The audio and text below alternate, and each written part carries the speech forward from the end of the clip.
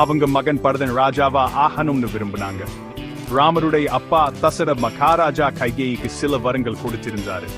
அந்த வரங்களை வச்சு ராமர் 14 வருஷம் காட்டுக்கு போகணும்னு கைகேயி கேட்டாங்க. ராமர் மன வருந்தினாலும் அப்பா கொடுத்த வாக்குக்கு கட்டுப்பட்டு காட்டுக்கு போனாரு.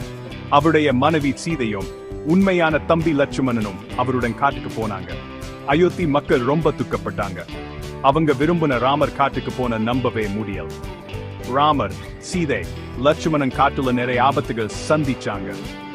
ஆனா அவங்க மட்டும் இல்ல, ஒருத்தருக்கு ஒருத்தர் துணையா இருந்தாங்க.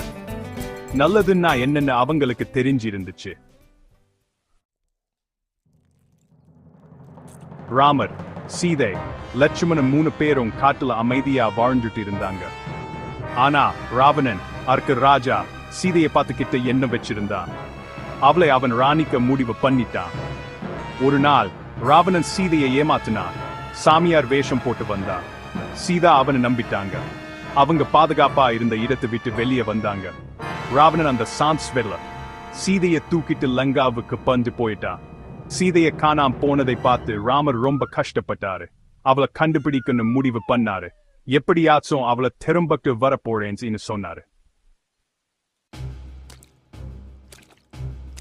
ராவணனை ஜெயிக்க வேற யாருடைய